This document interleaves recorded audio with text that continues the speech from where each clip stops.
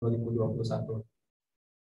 Ya, Bapak Ibu yang dirahmati Allah Subhanahu wa taala, tadi kita sudah mengikuti acara pembukaan tingkat calon kepala sekolah yang alhamdulillah sudah dibuka oleh Kepala LPMP Provinsi Banten, yaitu Bapak Iwan Kurniawan MSI, memberikan arahan dan motivasi bagi kita semuanya untuk bisa kelak menjadi kepala sekolah yang berkualitas sehingga menjadikan anak-anak didik kita menjadi anak didik berkualitas. Bapak Ibu yang dimuliakan Allah Subhanahu wa taala, langsung saja pada agenda siang hari ini, pada sesi siang hari ini kita akan mendengarkan arahan, motivasi dan inspirasi dari Ketua JSIT Indonesia, Dr. Muhammad Zahari. Pada Bapak Dr. Muhammad Zahari kami persilakan.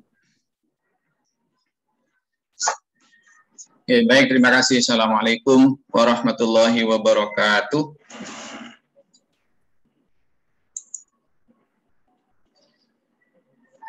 Bismillah, alhamdulillah, asyhadu an la ilaha illallah wahdahu la syarikalah wa asyhadu anna Muhammadan abduhu wa rasuluhu la nabiyya ba'dah. Allahumma shalli ala sayyidina Muhammad wa ala alihi wa sahbihi wa sallim. Qala rabbi shrah li sadri wa yassir li amri wahlul 'uqdatam min lisani yafqahu qawli, amma ba'd. Yang saya hormati Bu Maya Yunus, ya, Ketua JSIT Wilayah Banten, serta teman-teman pengurus semuanya, Bapak Ibu, para peserta pendidikan dan pelatihan calon kepala sekolah, serta hadirin yang hadir pada kesempatan pagi hari ini. Alhamdulillah kita bersyukur pada Allah Subhanahu wa taala atas nikmat kesehatan pada kita semuanya, sehingga kita bisa, khususnya Bapak Ibu yang ada di ruangan, sudah bisa berkumpul ya secara luring, di mana situasi ini tentunya tidak bisa kita dapati di bulan-bulan sebelumnya ya, sejak Maret 2020 sampai bulan-bulan Mei, Juni kemarin ya. Alhamdulillah sekarang sudah bisa berjalan walaupun masih secara terbatas, ya, atas nikmat dan karunia dari Allah Subhanahu wa taala yang harus kita syukuri. Dan salawat dan salam mudah-mudahan tetap tercurahkan pada Rasulullah Muhammad sallallahu alaihi wasallam. Bapak Ibu sekalian, yang pertama saya sampaikan terima kasih pada Bu Maya yang telah memberikan kesempatan untuk bisa bersilaturahim dengan Bapak Ibu sekalian. Yang kedua, saya ucapkan selamat kepada peserta karena mulai hari ini Bapak Ibu sudah menyandang kepala sekolah walaupun masih ada calonnya, ya toh? Masih ada calonnya kan, sudah pendidikan dan pelatihan calon kepala sekolah. Nah, sudah ada embel-embelnya kepala sekolah ya, walaupun masih calon. Banyak berdoa, banyak berkarya, banyak bekerja, banyak berusaha, sehingga apa yang diraih nanti itu dapat memberikan kesempatan kepada Bapak Ibu sekalian untuk menjalankan tugas dan mandat kepemimpinan di lingkungan atau di tingkat sekolah. Bapak Ibu sekalian yang saya hormati, mohon izin saya share screen, G. Iya, Pak, silakan.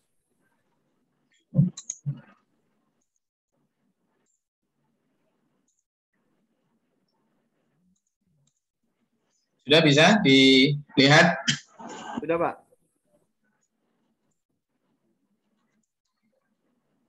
Sudah kelar, Ustaz? Ya, sudah. Baik, Bapak Ibu sekalian yang saya hormati, selamat Hari Pahlawan, tanggal 10 November 2021. Mari kita ambil spirit kepahlawanan dalam diri kita, apalagi sebagai calon kepala sekolah ya, yaitu untuk berjuang dan menghasilkan karya, bukan hanya berjuang tapi ada karyanya ya, yang nyata. Untuk itu saya mencoba membuat satu topik ya, menjadi kepala sekolah yang produktif ya, bukan hanya kompeten, bukan hanya berkualitas ya, tetapi kualitas yang dibuktikan dengan evidence based, dengan satu karya, dengan satu hasil yang nyata. Para pahlawan tentunya telah berkarya secara nyata untuk bangsa kita. Berikutnya giliran kita semuanya untuk menyajikan dan menyuguhkan karya terbaik untuk masa depan bangsa Indonesia. Bapak Ibu sekalian yang saya hormati,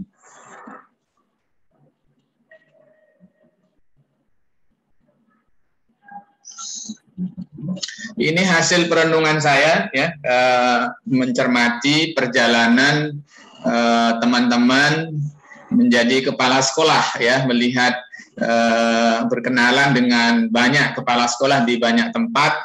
Ya, saya sendiri juga dulu pernah juga jadi kepala sekolah ya. Ya ternyata macam-macam ya, macam-macam. Lalu saya coba merangkum ya untuk pengantar ya pada pertemuan pagi hari ini. Yang pertama bahwa ada kepala sekolah itu yang fokusnya pada pendidikan. Ya, dia sangat concern ya pada pendidikan. Dia katakan bahwa pendidikan ini segalanya gitu ya, pendidikan segalanya.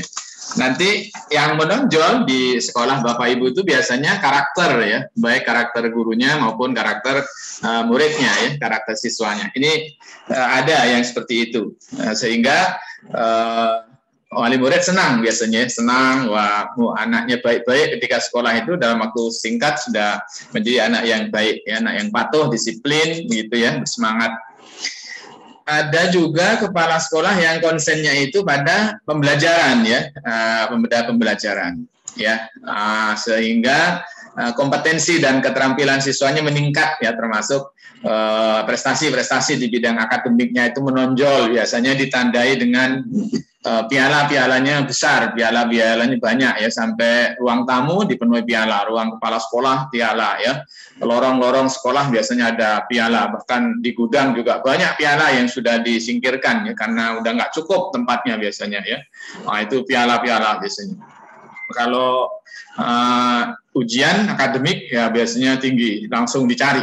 Rankingnya dicari biasanya, langsung ada di bagian atas. Ya, ini ya orang yang konsentrasi pada akademik fokusnya. Tapi ada kepala sekolah yang fokusnya itu pada pembinaan. Bapak Ibu, kalau pendidikan, pembelajaran itu lebih tersistematik ya, lebih sistematik karena ada guidance langsung ya, ada kurikulum, ada program. Tapi ada juga yang concern pada pembinaan ya, pembinaan. Biasanya kalau pembinaan ini semacam pengayaan sudah ya, pembinaan, tapi concern ya.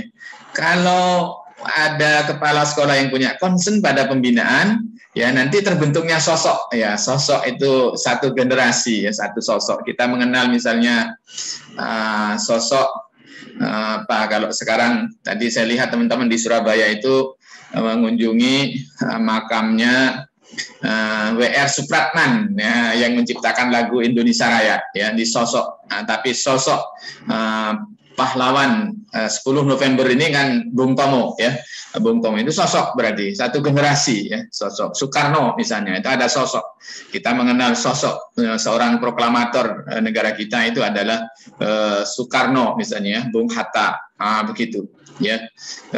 Ini biasanya yang terkait dengan pembinaan, dan pembinaan ini biasanya kegiatannya lebih luas ya, dari sekedar pendidikan dan pembelajaran. Kalau ini cenderung basisnya sekolah atau kelas bahkan ya. Kalau ini basisnya sudah kombinasi antara sekolah dan lingkungan masyarakat luas ya, ini sudah lebih luas ya. Tapi ini dibutuhkan ya, dibutuhkan karena negara kita membutuhkan generasi ya, apalagi sekarang pemerintah menyebutnya generasi emas.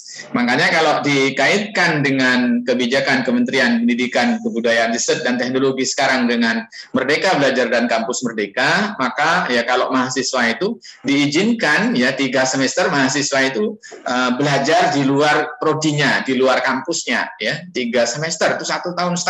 Berarti berada di kampus itu cuma 2,5 tahun ya. Artinya apa? Memang proses berinteraksi dengan lingkungan yang lebih luas itu diperlukan ya, diperlukan. Nah, sehingga nanti bisa menghasilkan sosok atau generasi ya. Ya boleh juga disebut sebagai pelajar Pancasila ya, istilah Mas Menteri sekarang. Nah, ini tentunya pasti tidak cukup kalau prosesnya itu hanya berbasis kelas ya, berbasis sekolah, pasti tidak cukup. Ini basisnya pasti lebih luas. Ada kepala sekolah yang konsentrasinya itu pada tata kelola ya, tata kelola, sehingga nanti yang ada itu sistem rapi, sistemnya biasanya dampaknya akreditasinya bagus ya. Tetapi di Indonesia akreditasi yang bagus tidak senantiasa sejalan dengan kualitas lulusan yang bagus, sebagaimana tidak selamanya gelar menggambarkan kompetensi atau ijazah menggambarkan kemampuan ya. Tapi ada juga kepala sekolah yang fokusnya bekerja, ya, fokusnya bekerja. Ya, tidak ada fokus yang ingin dicapai, fokusnya di bekerja, menyelesaikan pekerjaan, sehingga nanti capainya apa ya, kesibukan ya sibuk tapi mungkin apa yang dicapai mungkin tidak jelas. Ini sebenarnya yang terakhir ini kepala sekolah yang tidak punya fokus sebenarnya, ya dia hanya bekerja saja ya, sehingga yang dapat apa ya, kesibukan, karena banyak pekerjaan. Kalau kepala sekolah pasti banyak pekerjaan. Nah, Bapak Ibu sekalian yang saya hormati, fenomena ini bisa terjadi di mana saja, di sekolah Islam, di sekolah swasta, di sekolah negeri, ya. Itu bisa terjadi di mana saja. Ya. Untuk itu, Bapak Ibu sekalian, mari kita renungkan apa yang akan menjadi fokus kita sekarang, ya. Apa yang menjadi fokus kita. Nah, saya karena ini saya diamanahi oleh Bu Maya sebagai Ketua JCT Banten, ya, walaupun ini pesertanya saya lihat ada Bapak Ibu yang juga dari sekolah-sekolah lain, ya, saya mohon izin ya untuk mereview beberapa standar ya yang dimiliki sebagian di lingkungan sekolah Islam terpadu. Yang pertama, visi JCT ini tugas saya terus mensosialisasikan visi. Tidak henti-hentinya, pokoknya setiap acara ini selalu saya ambil, ini karena memang salah satu tugas penting saya adalah menjaga visi. Bahwa Bapak Ibu sekalian, menarik ya ternyata di visi JCT Indonesia itu adalah menjadi pusat penggerak dan pemberdaya sekolah Islam terpadu di Indonesia untuk menjadi sekolah yang efektif dan bermutu. Ya, sehingga Bapak Ibu sekalian, karena memang visi kita itu menjadi pusat penggerak ya, maka sebenarnya kepala sekolah di lingkungan SIT ini mestinya adalah kepala sekolah penggerak ya mestinya ya. Nah, karena visinya begitu memang dari awal, dan ini sudah dirumuskan sejak tahun 2003 ya. Jadi sebelum kementerian menelurkan konsep tentang sekolah penggerak ya, baik organisasi penggerak, kepala sekolah penggerak, pendamping ahli atau pelatih ahli, ya, instruktur nasional dan lain-lain ya. Maka ini kita sudah punya ya, kita sudah ada, walaupun kadang-kadang kita lupa, sehingga kita tertarik untuk menekuni yang lain ya, sementara yang ada ini lupa, kadang-kadang tidak ditekuni. Tapi semoga di Banten tidak demikian, karena saya lihat program-program yang disampaikan oleh wilayah luar biasa aktif ya, tingkat partisipasinya juga sangat tinggi. Nah, Bapak Ibu sekalian, kalau saya lihat ya di Kamus Besar Bahasa Indonesia Online, apa makna penggerak? Ya, di sana dikatakan orang yang menggerakkan, ya, penggerak itu orang yang menggerakkan atau alat yang bisa digunakan untuk menggerakkan. Ya, jadi memang penggerak ini ada orang, ada gerakan, ya, ada yang digerakkan gitu. Jadi ini kalau dilihat, bahkan kalau dilihat di struktur pengertian ya penggerak itu ya, dengan bahasa lebih luas, inisiator. Ya, berarti bersifat proaktif ya, tidak menunggu ya, inisiator ya, atau tokoh ya, tokoh atau apa, dalang. Biasanya kata dalang dipakai dalam hal yang kurang negatif, misalnya dalang kerusuhan ya, jadi penggerak kerusuhan berarti ya, dalang training, cakep ini ya, berarti kan bisa juga ya, lokomotif ya ada di depan ya, atau otak, gitu ya, otak. Jadi ini penggerak ya, penggerak. Untuk itu Bapak Ibu sekalian, sifat-sifat penggerak ini tentunya sifat-sifat yang yang optimis ya, yang agresif, yang proaktif ya, bukan sifat-sifat yang pasif. Apalagi sifat-sifat penggerak itu nanti melekat pada Bapak Ibu sebagai calon kepala sekolah, nanti suatu saat sebagai kepala sekolah.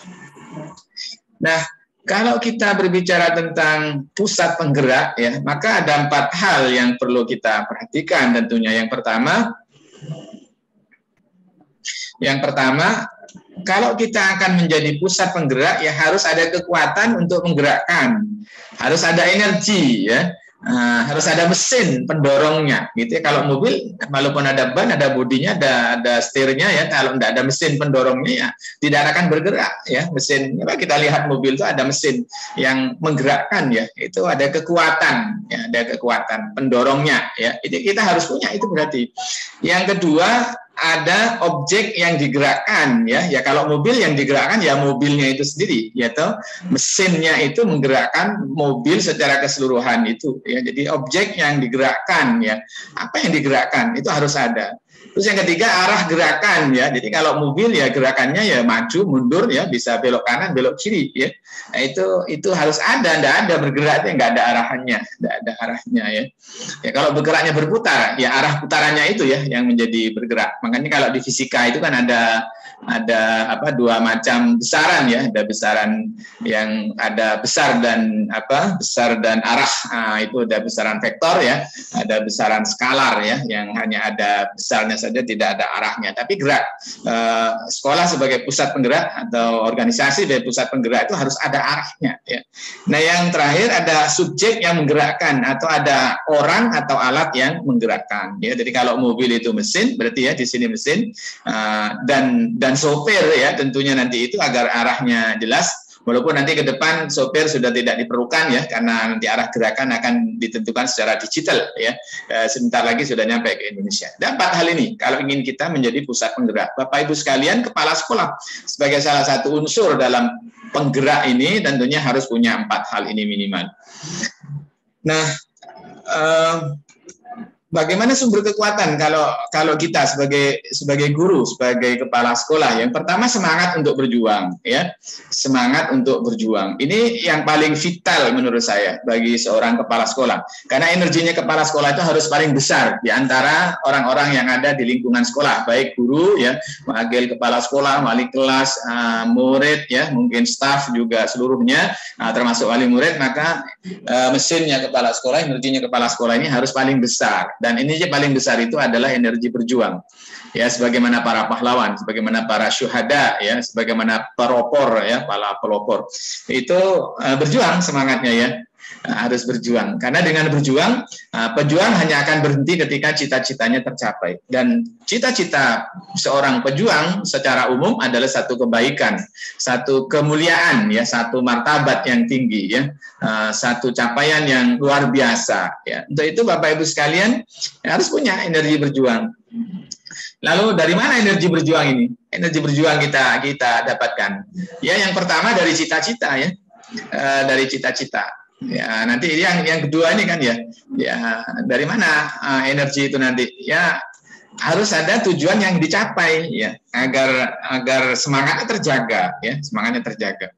Nah, Bapak Ibu sekalian, ya, tujuan ini bisa macam-macam ya. Kalau diringkas ya, tujuan yang sementara di sini ya menjadikan sekolahnya berprestasi, menjadikan sekolah yang terbaik. Tentunya tujuan lebih jauh dari itu ya, kita kembali ke hadapan Allah dan nanti dipanggil oleh Allah Subhanahu wa taala dengan panggilan ya, ayyatuhan nafsul mutmainnah irji'i ila rabbiki radiyatan mardiyah fadkhuli fi ibadi wadkhuli jannati. Dipanggil oleh Allah dan dimasukkan surga oleh Allah Subhanahu wa taala. Itu energi penggerak yang paling besar seharusnya. Dan kita tidak tahu kapan kita dipanggil oleh Allah ya. Dan kalau capaian cita-cita sekolah tentunya ada sesuai dengan perencanaan sekolah, sesuai dengan target sekolah, sesuai dengan kultur yang ada di sekolah. Tapi tujuan yang akan dicapai itu menjadi sangat penting ya. Menjadi sangat penting. Nah, untuk itu Bapak Ibu sekalian, bagaimana bisa mencapai dengan energi dan tujuan yang ada, maka diperlukan kompetensi. Ya, diperlukan kompetensi. Kalau semangatnya ada, gitu ya, tujuannya jelas, tapi kemampuannya belum cukup, ya mungkin sampainya lama, ya, sampainya lama. Ya, kalau Bapak Ibu sekalian misalnya dari Banten ke Surabaya misalnya ya, kan jelas itu misalnya mau ketemu, misalnya taruhlah mau ketemu saya gitu misalnya ya di Surabaya. Udah semangatnya ada sudah, tujuannya jelas di Surabaya misalnya. Kompetensinya punyanya naik bentor atau naik becak mungkin ya, atau naik Gojek gitu misalnya ya. Sampai enggak ke Surabaya? Ya, sampai, tapi ya lama ya, Ya, itu berarti karena kompetensi yang disiapkan tidak sepadan ya dengan capaian cita-cita yang diraih. Oke, kita ganti naik mobil. Oh ya, bisa. Berapa? Mungkin kalau Banten ke Surabaya mungkin 14 jam misalnya ya. 14 jam. Oh ya, bisa ya misalnya. Bisa, tapi lebih lama lagi ya, lebih cepat sedikit ya mungkin. Oh, kita naikkan pakai apa? Oh, pakai naik pesawat misalnya ya, atau naik kereta misalnya. Oh, lebih cepat lagi. Oh, naik pesawat lebih cepat lagi ternyata itu ya. Jadi kompetensi ini akan sebanding dengan target capaian waktu yang akan kita raih. Ya, sehingga Bapak Ibu sekalian,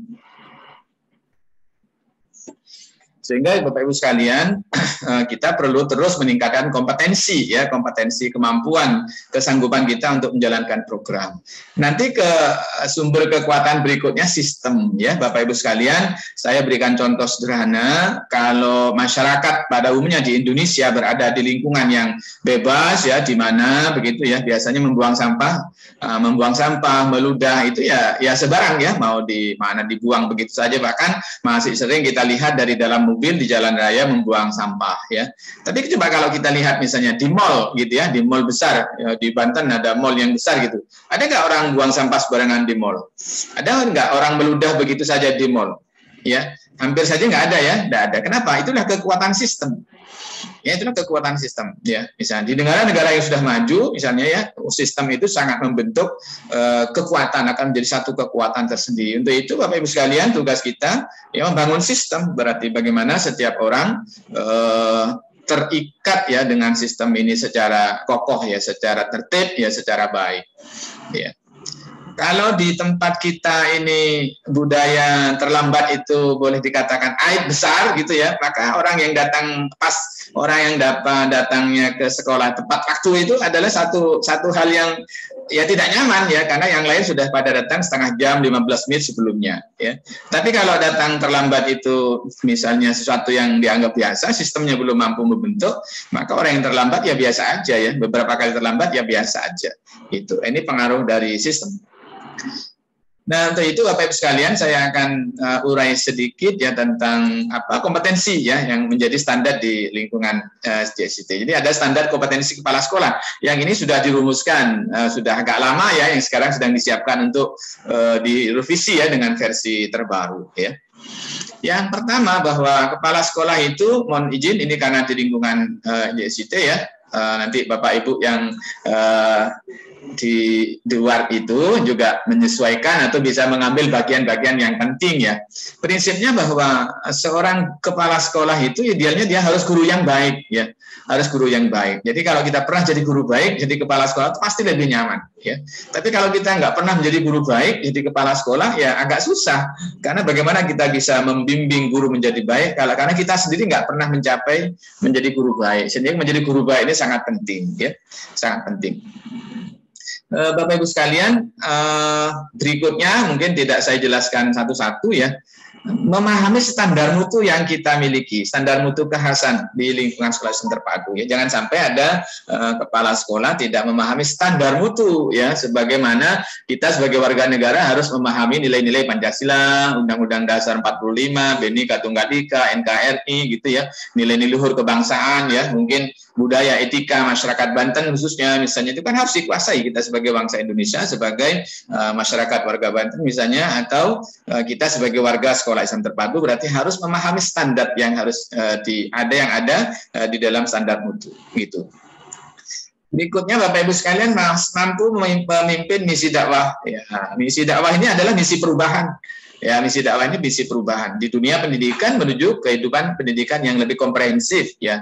Bapak Ibu sekalian, kalau kita lihat tujuan pendidikan nasional ya, itu kan ada 3 bagian. Yang pertama iman takwa dan berakhlak mulia, yang kedua berkaitan dengan keterampilan, yang ketiga berkaitan dengan sikap ya, termasuk tambahannya menjadi warga yang demokratis dan bertanggung jawab ya. Di profil pelajar Pancasila itu juga ada 6 ya, ada 6 yang ingin dicapai itu ya, mulai dari iman takwa dan berakhlak mulia, berkebinekaan global ya, gotong royong mandiri ya, gotong royong mandiri, bernalar ya, kritis, kreatif, itu adalah bagian-bagian yang kalau kita klasifikasikan ada 3 bagian itu ya. Dan itulah nanti akan menghasilkan sosok ya. Di sosok menurut Mas Menteri yang diinginkan adalah sosok pelajar Pancasila, yaitu sosok yang beriman bertakwa ya, tapi juga memiliki kompetensi kecakapan hidup dan dia bisa mandiri, tapi sekaligus menjadi orang yang bertanggung jawab dan berkontribusi terhadap pembangunan bangsa Indonesia. Bapak Ibu sekalian yang saya hormati, memang kalau di lingkungan sekolah Islam terpadu itu ya ada kompetensi khusus ya, selain masalah nilai-nilai keimanan, ketakwaan, akhlak dan lain-lain, itu Ini ya ada tidak merokok, ini tidak merokok. Ya, ini memang satu hal yang kita ciptakan karena sebenarnya pemerintah sendiri satu sisi sedang membangun kultur, iklim, budaya yang masyarakat yang sehat dan sampai hari ini diyakini rokok ini mengganggu kesehatan. Dan coba bayangkan kalau guru terganggu kesehatannya, nanti sering nggak masuk, sering izin ya karena sakit, dan ini tentunya tidak baik bagi lingkungan sekolah maupun bagi lingkungan masyarakat. Walaupun ini satu sisi ya pemerintah juga masih mengizinkan pabrik rokok terus beroperasi ya. Ya ini memang satu keadaan yang harus kita cermati. Paling tidak ini perlu menjadi perhatian kita. Yang kedua yang ingin saya sampaikan, mengikuti pembinaan ya. Ini kalau kait-kait dengan fokus pada ya, kalau kita seorang kepala sekolah ingin fokus pada pembinaan, tentunya kita memulai dari diri kita untuk konsisten dengan program-program pembinaan, ya tentunya. Karena akan lebih sulit kalau seorang kepala sekolah tidak fokus, tidak konsisten dalam program pembinaan, sementara dia akan punya fokus melakukan pembinaan di sekolah. Nah, Bapak Ibu sekalian yang saya hormati, lalu apa yang akan digerakkan ya? Apa yang akan digerakkan ya? Apa yang akan digerakkan oleh Bapak Ibu sekalian? Ya, yang pertama semua jiwa yang memiliki keinginan ya. Ya, saya menyebutnya jiwa ya. Siapa yang harus digerakkan? Itu kan objek yang digerakkan ya. Objek yang digerakkan. Ya, semua jiwa jiwa yang memiliki keinginan. Ya, semua unsur sumber daya manusia itu harus digerakkan. Berarti tidak boleh ada ada sumber daya manusia yang stagnan ya, yang stagnan. Karena stagnansi itu adalah beban bagi manajemen. Sehingga tugas kepala sekolah ini memang yang paling penting itu sebenarnya menggerakkan sumber daya ya, karena kalau seluruh sumber dayanya bergerak, arahnya sudah jelas ya, targetnya sudah ada dan semua sumber dayanya bergerak, maka sebenarnya kepala sekolah akan lebih produktif nanti ya, karena semua resources-nya menjalankan fungsi dan peran yang baik ya, dan ini akan menghasilkan akan menghasilkan sesuatu. Okay. Seringkali ya pada umumnya memang kalau kita klasifikasi sumber daya manusia itu ya ada tiga, ada yang rajin banget gitu ya, rajin banget, ada yang biasa-biasa standar, ada yang tertinggal biasanya ya, yang agak malas, sering terlambat, sering menolak tugas, memilih-milih tugas begitu ya, itu ya normal kita selalu dapatkan. Nah, kalau kita ambil pelajaran dari Al-Qur'an ya, nah di awal surat Al-Baqarah itu Allah sudah mengklasifikasikan manusia menjadi tiga kelompok. Yang pertama muttaqin, yang kedua kafirin, yang ketiga munafikin ya. Kalau muttaqin 5 atau 6 ayat itu ya sudah jelas. Yang kafirin itu dua ayat ya. Tapi yang munafikin itu beberapa ayat ya, hampir satu halaman ya, hampir satu halaman. Artinya apa? Kita juga akan dimungkinkan menemukan nanti karakteristik orang yang digerakkan itu ya seperti itu ya. Nah, ada yang menolak sama sekali, mungkin bahkan cenderung bertentangan ya dengan kepemimpinan kita ya, kita maunya A, dia maunya B gitu ya, ada. Atau orang yang ya seperti itu, seperti sifat munafikin ya, kalau diberitahu ya nanti di belakang dia ya tidak menjalankan dengan konsisten gitu ya, itu kan begitu peringatan Allah dalam surat Al-Baqarah itu ya. Jadi kita harus mampu mengorkestra ya, membimbing, mendampingi, membantu teman-teman kita untuk bisa bergerak semuanya. Yang berikutnya semua proses dalam cara kerja ya, proses. Jadi kalau saya kaitkan dengan yang pertama tadi, baik proses akademik, proses pendidikan, proses pembinaan ya, proses sistem manajemen, itu semuanya harus digerakkan.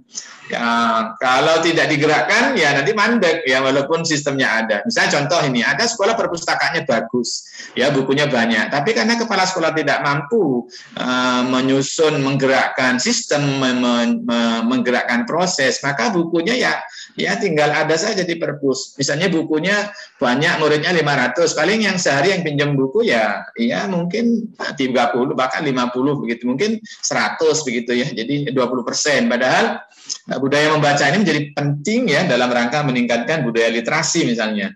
Ini ya yang menjadi tanggung jawab kita ya, bagaimana proses, dan ya nanti kalau ada cara kerja juga demikian ya. Ada banyak ya, atau paling tidak ditemukan ya sejumlah sumber daya SDM, guru atau staf di lingkungan sekolah itu produktivitasnya rendah ya. Dia banyak melakukan hal di luar yang harusnya dikerjakan ya, tetapi kita belum berhasil misalnya memberdayakan. Ini adalah tantangan-tantangan bagaimana kita menggerakkan ya organ-organ yang ada di semua kompetensi ya, semua kompetensi, baik kompetensi sikap, pengetahuan, keterampilan, sehingga nanti sekolah kita itu bagus ya, koheren, komprehensif, utuh ya, utuh. Nah, tidak hanya satu aspek ya, jangan sampai kita menjadi seorang kepala sekolah itu fokus kepada satu aspek saja, nanti akan tidak koheren dan banyak compang-campingnya nanti ya. Ini penting bagi kita ya. Semua iklim organisasi Bapak Ibu sekalian, salah satu iklim yang penting ya di dalam organisasi sekarang ini adalah inovasi atau mengikuti filosofi growth mindset namanya ya, cara berpikir yang tumbuh. Di sebagian lingkungan sekolah tumbuh, berkembang, berinovasi itu berat ya, karena biasa menjalankan hal yang rutin. Ya, hal yang rutin. Nah, ini tantangan bagi kepala sekolah kita ya, Bapak Ibu sekalian yang nanti akan memimpin sekolah, atau mungkin sebagian ada yang juga sudah jadi kepala sekolah untuk dapatkan NUKS misalnya ya. Ini penting iklim organisasi ini ya. Yang berikutnya iklim organisasi yang kita harus bangun itu adalah iklim yang kompetitif ya, walaupun tetap harus kooperatif ya, kolaboratif. Karena kolaboratif saja kalau tidak ada iklim kompetitif ya, tentunya upaya, energi dan adrenalin setiap orang untuk mencapai yang terbaik itu ya agak kurang ya biasanya ya. Nanti akan ini. Saya melihat Allah menyediakan ya, yang mana setiap surga itu diperuntukkan untuk manusia tertentu ya, untuk hambanya tertentu. Artinya untuk bisa meraih surga yang lebih tinggi kita harus bekerja lebih keras ya, harus beribadah lebih banyak, harus berdoa lebih banyak ya. Tentunya ini bagian juga menurut saya iklim ya, satu karakter, satu kondisi. Jangan sampai karena kita sekarang ini sedang banyak diberi semangat untuk kooperatif, untuk kolaboratif ya, jangan sampai nilai kompetitif ini hilang. Menurut saya nilai kompetitif ini tetap saja ada. Taruhlah misalnya kementerian itu sendiri bidang pendidikan itu kan sebenarnya terus berkompetisi. Apa buktinya? Ya PISA di ranking, gitu kan, PISA kita di ranking, nilai PISA kita ranking korupsi di ranking ya, ranking kualitas kemajuan satu negara di ranking. Bahkan Indonesia di tahun 2045 inginnya kan berada di ranking 5. Ranking itu kan kompetisi. Ya, ranking itu kan kompetisi. Walaupun caranya bisa jadi salah satunya dengan cara berkolaborasi. Tetapi semangat dan spirit untuk berkompetisi itu menurut saya tetap harus dibangun. Jangan sampai kita terjebak ya pada iklim kolaboratif yang menghilangkan sama sekali iklim kompetitif. Tapi sekalian yang saya hormati, lalu bagaimana arahnya? Kalau tadi itu kan apa yang harus digerakkan, sekarang arahnya. Ya kalau Bapak Ibu sekalian dalam konteks sederhana, maka arah yang paling pertama itu ya meningkatkan sekolah mencapai visi yayasan ya. Karena yayasan saya kira sudah punya visi ya. Yang kedua ya visi organisasi ya, visi organisasi jadi itu punya visi. Ya seperti tadi menjadi pusat penggerak ya, bukan hanya menggerakkan dirinya. Jadi pusat penggerak itu berarti menggerakkan orang lain ya. Bisa jadi menggerakkan organisasi lain, menggerakkan sekolah lain begitu ya. Nanti ke depan apa? Ya bisa arahnya kepada pendidikan kebangsaan ke Indonesia ya, punya peran yang lebih luas ya. Mungkin sebagian dari Bapak Ibu ada yang sudah menjadi instruktur nasional, pelatih ahli, mungkin juga ada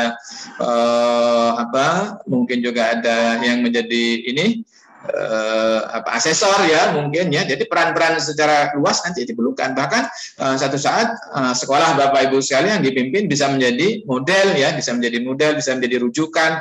Konsep-konsep yang dikembangkan di sekolah bisa menjadi diadaptasi oleh kementerian menjadi best practices yang diadaptasi secara nasional ya. Dan itu sangat mungkin ya, sangat minggu depan ya peran kita harus secara global ya. Peran kita harus secara global, bahwa kita tidak hanya kalau kita pergi ke luar negeri itu tidak hanya kita ingin belajar dari mereka, tapi suatu saat kita memberikan sharing ya, pengalaman best practices yang kita miliki kepada kawan-kawan kita di luar negeri. Apa mungkin? Sangat mungkin ya, sangat mungkin, dan kita harus yakin bahwa itu bisa ya, sangat mungkin. Ini kalau kita lihat tentunya Bapak Ibu sekalian, sehingga tidak akan berhenti ya. Kalau Bapak Ibu sekalian suatu saat misalnya sekolah sudah ranking 1 di kabupaten, di provinsi, ya itu masih di situ, dinaikkan lagi ya sampai ke tingkat nasional. Ya, kalau kurikulum akreditasinya sudah A, ya ditingkatkan lagi lisensinya bagaimana misalnya ya, ke standar-standar ini. Misalnya kalau udah sering ikut kemah pramuka di Banten atau di kabupaten mana, di Cilegon misalnya ya, atau di mana lagi misalnya, ditingkatkan ikut kemahnya ke Malaysia, ke Singapura, ke Jepang, ke Amerika gitu ya misalnya. Ini kalau sering ada pertemuan di sini ditingkatkan lagi. Ya, jadi terus ya sasaran arah gerakannya terus meningkat ya, meningkat. dan meluas ya, bukan hanya meningkat tapi juga meluas. Kalau Bapak Ibu sekalian sudah pernah jadi kepala sekolah, jadi apa? Misalnya jadi kepala sekolah, sudah jadi ketua yayasan, ya naik aja jadi ketua JCT ya, misalnya jadi pengurus JCT pusat misalnya ya. Nah, gitu ya. Nanti menggantikan Bu Maya juga, nih digantikan Bu Maya, nanti Bu Maya biar naik ke pusat yang bisa digantikan. Kalau sudah di sini idealnya naik ke sini ya. Pindah ke mana? Pindah ke itu, ke Sudirman ya. Mungkin jadi, atau mungkin ya jadi kepala dinas pendidikan di Banten ya, mungkin jadi ketua LPMP di Banten, mungkin juga masuk ke dinas pendidikan di Jakarta mungkin ya, dan seterusnya ya, dan seterusnya. Mungkin suatu saat jadi tenaga ahli di bidang di bidang pendidikan di dunia secara global ya, punya kontribusi peran yang sangat luas. Jadi Bapak Ibu sekalian, tidak ada titiknya ya, tidak ada titiknya, kecuali bagi mereka yang ingin berhenti dan selalu merasa lelah menghadapi perjalanan ini. Tapi menurut saya guru yang produktif dia tidak akan pernah berhenti berkarya, menghasilkan karya-karya nyata. Sehingga Bapak Ibu sekalian, nanti di masa depan ini ya, setelah kita melakukan pendidikan keumatan, berada di komunitas ya, ini perluas ya. Kita bicara pendidikan kebangsaan berarti ya, pendidikan kebangsaan. Jadi bagaimana kita mendidik masyarakat Indonesia secara luas, tidak hanya berada di komunitas ya. Mungkin kalau sekarang masih berada di satu komunitas. Ya, ke depan tentunya harus lebih inklusif ya, lebih terbuka ya, lebih transparan. Makanya di visi misi Indonesia nanti di Munas 5 itu sedang diusulkan untuk diperluas ya jangkauannya. Nanti ke depan ya pendidikan kemanusiaan. Pendidikan kemanusiaan berarti bersifat luas. Education for all. Jadi pendidikan untuk semuanya, sudah bisa lintas negara ya, mungkin juga sudah lintas apapun sudah begitu ya. Kalau ini mungkin masih terbatas, ini sudah skupnya sudah nasional, size-nya sudah lebih besar gitu. Ini kalau ini sudah tanpa batas ya. Jadi peran-peran pendidikan kita apa mungkin ya, para ulama kita ya itu fatwa-fatwanya sudah menembus batas kebangsaan ya, fatwanya para ulama-ulama kita, tokoh-tokoh nasional kita ya, baik yang sudah tiada maupun yang sekarang masih ada begitu ya. Maka proses pendidikan peran-peran ini sudah luas ya, sudah bukan hanya di Indonesia, sudah sampai ke mana-mana ya. Nah, Bapak Ibu sekalian, ya untuk itu kita juga perlu lihat ya, Indonesia tahun 2045 itu mau jadi seperti apa. Kata Indonesia nanti mau menjadi negara yang berdaulat, maju, adil dan makmur. Mohon izin, waktu saya masih ada ya, sebentar lagi. Ya, kita juga perlu ingat ya, kalau kita sebagai Muslim, pesan dari Rasulullah itu ya, sekarang kita sudah berada di etapa keempat ya, di etapa keempat ini. Jadi kalau kita sekarang sebagai Muslim kadang sering mendapatkan perlakuan yang tidak nyaman, sekolah Islam dianggap distigmatisasi dengan stigma negatif, ya itu kalau kita melihat kacamata apa yang disampaikan Rasulullah, kita menganggapnya itu wajar ya. Memang sekarang kita berada pada tahapan itu, tetapi kewajaran itu bukan berarti kita diam. Kita harus terus mencoba membangun komunikasi, berjuang, berupaya, membuktikan dengan karya-karya nyata. Nanti kita akan kembali. Dan kalau sudah sampai sini, sudah tutup dunia, tutup selesai kehidupan ya, sudah tutup. Jadi jangan lupa kita sekarang pada etapa keempat ya. Jadi etapa keempat ini ya, sudah di sini sekarang. Tinggal satu langkah lagi kita sudah masuk ke etapa kelima. Yang etapa kelima adalah etapa terakhir kehidupan dunia. Tidak lagi bicara tentang kurikulum, tapi ini adalah bicara panggilan yang tadi ya, Tuhan nafsul mutmainnah dan seterusnya. Nah, Bapak Ibu sekalian, inilah fenomena yang sekarang perlu kita lihat ya di lingkungan kita. Di masa pembelajaran online kemarin itu ada yang online karena terpaksa ya. Ya, jadi panik ya, karena panik ya, ada COVID, panik lalu online, sehingga memang morat-marit ya, kocar-kacir, tidak tertib, tidak siap semuanya. Tapi ada sekolah yang sudah merancang hybrid itu dari awal ya, dari awal sudah menyambut era digitalisasi ini, sehingga sekolah-sekolah yang semacam ini di era pandemi itu kemarin eksis ya. Bahkan saya melihat beberapa sekolah ya, tidak hanya di satu provinsi, di beberapa provinsi, justru di masa pandemi ini partisipasi uang kegiatan sekolah, uang SPP dari wali murid itu lebih tinggi capaiannya dibandingkan di masa sebelumnya ya. Dan wali murid puas terhadap pelayanan sekolah. Artinya apa? Kesiapan ya untuk memanage sekolah ke depan itu seperti apa ya. Kalau ini di pemerintahan di Jawa Tengah ya, pemerintah menyediakan ada virtual sekolah ya, jadi sekolah virtual. Jadi pemerintah daerah provinsi ya menyediakan sekolah virtual bagi mereka-mereka anak-anak yang nasib ekonomi tidak baik, harus bekerja, ngamen, jualan, ya mungkin ikut bekerja di mana begitu, ya sehingga dia tidak punya waktu khusus datang ke sekolah, disediakan virtual sekolah ya, sekolah virtual oleh pemerintah daerah. Bapak Ibu sekalian, apa pesan yang ingin sampaikan? Bapak Ibu sekalian jangan membayangkan bahwa nanti kalau jadi kepala sekolah, sekolahnya masih sama seperti dulu. Ya sebelum pandemi. Ya ini kan sekarang ada dua pemicu, yaitu pandemi dan kemajuan di dunia teknologi ya, yang mendisrupsi berbagai macam sektor kehidupan termasuk dunia pendidikan ya. Di pekan ini nanti akan ada webinar sebenarnya yang beberapa bulan lalu sempat beredar ringkasan tulisannya tentang Dark Academia ya, yang isinya itu tumbangnya kampus-kampus besar begitu. Kampus-kampus besar itu akan mati begitu. Dan di pekan ini insya Allah nanti akan ada webinar yang menyampaikan penulis buku itu sendiri ya. Ini menarik menurut saya Bapak Ibu sekalian. Nah, inilah sekolah-sekolah yang dari awal sudah merancang ya, sudah merancang. Jadi pembelajaran itu dari awal sudah dirancang dengan 4 pola ya. Belajar mandiri ya, belajar mandiri. Yang kedua luring ya. Yang kedua live teaching, yang keempat laporan hasil belajar. Bapak Ibu sekalian yang saya hormati, luring hanya bisa dikerjakan dengan modul kalau sekolah punya modul ya. Makanya sekarang saya belum tahu nanti ke depan seperti apa Mas Menteri, yang RPP 1 lembar itu sepertinya mungkin akan dimodifikasi. Sekarang akan menjadi modul kan ya, modul ajar sekarang yang di program ini. Mungkin Bapak Ibu sekalian yang ikut sekolah penggerak itu kan sekarang sedang disiapkan modul-modul ajar ya, modul-modul ajar. Ini sarana untuk anak-anak bisa belajar mandiri. Belajar mandiri ini resources internet kalau pengetahuan banyak sekarang ya.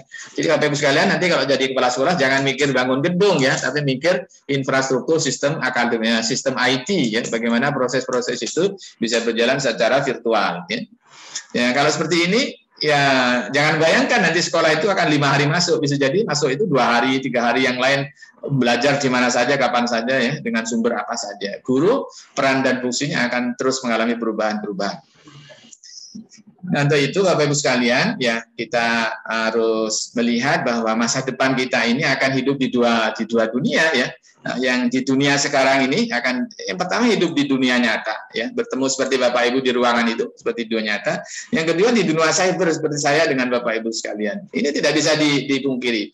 Bahkan Indonesia sendiri sekarang sudah punya Indonesian Cyber Education Institute ya. Jadi ini adalah perguruan tinggi cyber ya, perguruan tinggi yang online 100% dengan berbagai macam infrastruktur pelayanan sudah ada sekarang ya.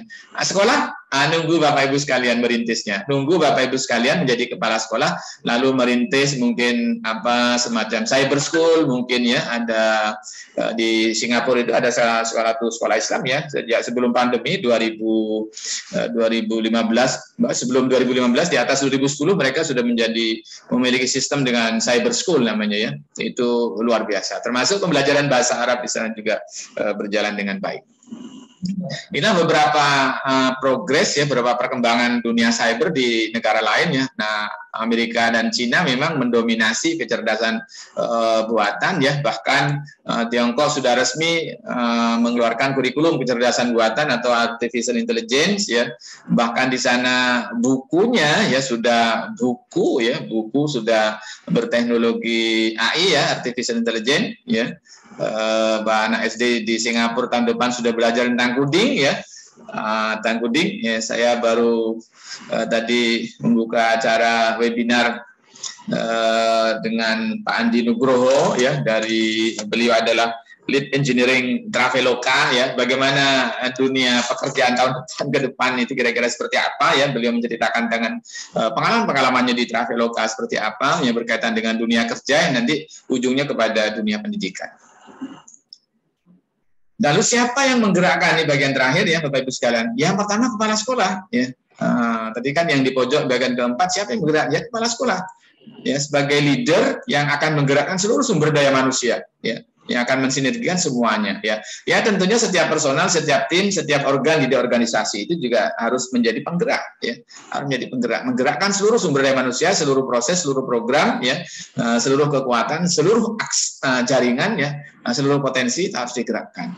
Nah, itulah Bapak Ibu sekalian ya yang bisa saya sampaikan ya. Sebelum saya akhiri, saya mengutip pesan dari HOS Cokro Aminuto atau nama lengkapnya Haji Umar Said Cokro Aminuto yang hidup pada abad 19 ya sampai awal abad 20. Di dalam sejarah perjuangan umat Islam di Indonesia, beliau berpesan dengan 3 hal. Yang pertama, milikilah setinggi-tingginya ilmu ya, karena ilmu menjadi pembuka segala hal. Yang kedua, semurni-murni tauhid ya. Nah, kenapa ini dicatat? Saya melihat beberapa penjelasannya kan di Indonesia ini memang akar sejarah perjuangan, akar sejarah hidupnya bangsa Indonesia ini berganti ya di abad ke-14 dari masa kerajaan Hindu dan Buddha menuju masa kejayaan Islam ya dengan hadirnya Wali Songo ya, kerajaan-kerajaan Islam lalu lahir sehingga masyarakat Muslim di Indonesia tumbuh menjadi besar ya, sehingga murninya tauhid ini menurut saya perlu dijaga ya, perlu dikembangkan. Dan yang terakhir, sepintar-pintar siasat ya Bapak Ibu sekalian, strategi siasat dalam kehidupan menjadi bagian yang tidak bisa kita pisahkan, sehingga kita tidak sering kebingungan menghadapi berbagai macam situasi, menghadapi berbagai macam kebijakan yang kadang-kadang tidak semua kebijakan itu kita setujui, tetapi kita harus terus berjalan ya, kita harus terus bergerak ke depan ya. Sementara ada bagian-bagian yang ingin tidak kita lakukan, maka diperlukan sepintar-pintar siasat. Bagaimana kita mengatur strategi. Slide paling akhir, Bapak Ibu sekalian, di kelompok yang pertama nanti akan ada orang-orang yang mampu bergerak dan mau bergerak, ya, mau berubah. Ada ya, ini biasanya lumayan ya. Jadi dia mampu bergerak, tapi sekaligus juga mau bergerak, ya. Dilihat dari kemampuan dan kemauannya. Ada orang-orang, ini biasanya di sini yang paling ideal ya, inilah nanti yang sangat produktif biasanya nih, sangat produktif di sini. Tetapi kadang-kadang ada orang yang tidak mampu bergerak tapi mau bergerak, ya. Mungkin kemampuannya terbatas, ya, kemampuannya terbatas, tapi dia mau bergerak. Ya, walaupun produktivitasnya tidak terlalu tinggi, tapi ini positif di sini, ini masih positif, ya, masih positif.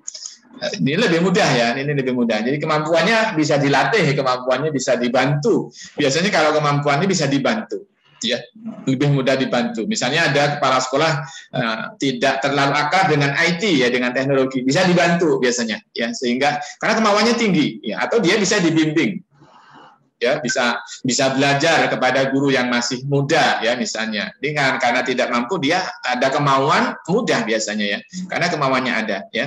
Ini kalau berkaitan dengan perubahan ya, sebagaimana Allah katakan dalam Quran itu ya, yang mau ya kan, yang mau ya. Jadi la yughayyiru ma biqaumin hatta yughayyiru ma bi anfusihim. Jadi jiwanya ini kemauannya ada, maka kemampuannya terbangun gitu.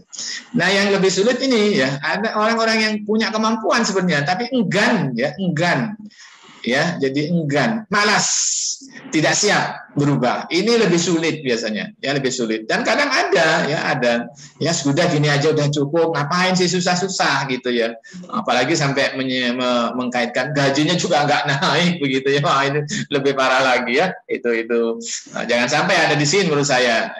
Jangan sampai ada di sini menurut saya. Walaupun kadang kita temui ya di sini ya, tapi kalau saya jangan sampai ada di sini. Apalagi yang terakhir ya, tidak mampu bergerak dan tidak mau bergerak. Jadi Bapak Ibu sekalian, mari kita siapkan diri kita untuk berada pada kuadran yang pertama ya, untuk berada pada tempat yang paling istimewa ya, yang paling istimewa, sehingga nanti kita mendapatkan kebaikan ya. Mari kita bangun diri kita ada di sini ya, ada di sini. Kita mampu bergerak tapi juga sekaligus mau bergerak. Mungkin ada yang di sini gitu ya, mungkin di sini, mungkin juga ada yang di sini gitu ya. Mungkin ada yang di sini gitu ya. Nah, tetapi semuanya masih mau dan mampu. Menurut saya ini adalah satu potensi agar kita semuanya bisa tumbuh berkembang, ya, mengadaptasi berbagai macam perkembangan, merespon berbagai macam perkembangan dengan sikap yang baik dan sempurna. Terima kasih, mohon maaf. Wallahu muwaffiq ila aqwamit thoriq. Assalamualaikum warahmatullahi wabarakatuh. Waalaikumsalam warahmatullahi wabarakatuh.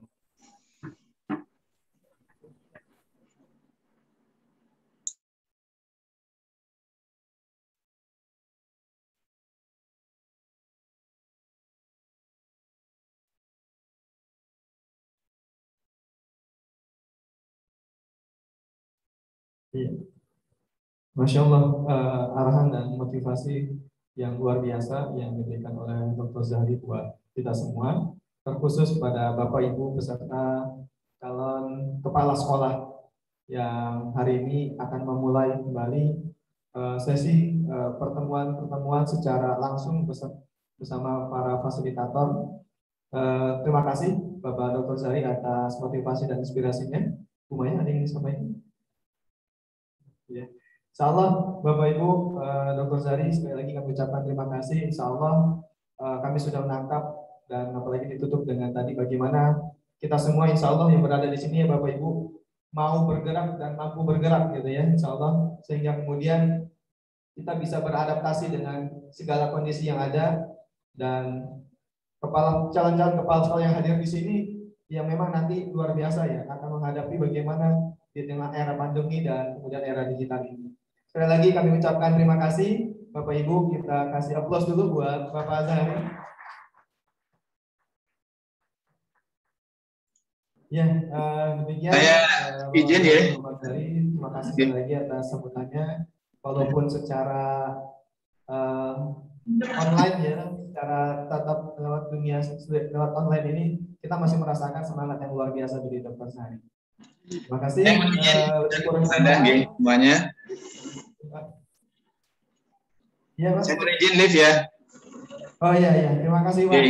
Mohon maaf semuanya. Assalamualaikum. Waalaikumsalam warahmatullahi wabarakatuh. Ya, terima kasih Dr. Zahri atas sambutannya. Terima kasih sekali lagi Bapak Ibu yang sudah dengan luar biasa tetap mengikuti, menyimak bagaimana kemudian mudah-mudahan apa yang disampaikan Dr. Zahri dari beberapa pemaparan yang memang cukup singkat tapi luar biasa padat, bagaimana kemudian nanti kita bisa mengembangkan diri kita semuanya dan akan kembali ke sekolah dengan ilmu yang luar biasa. Mungkin itu saja dari kami, dari panitia. Agenda kita sampai dengan siang hari ini diakhiri dengan arahan dari Ketua JSIP Indonesia Dr. Muhammad Zahri. Untuk agenda berikutnya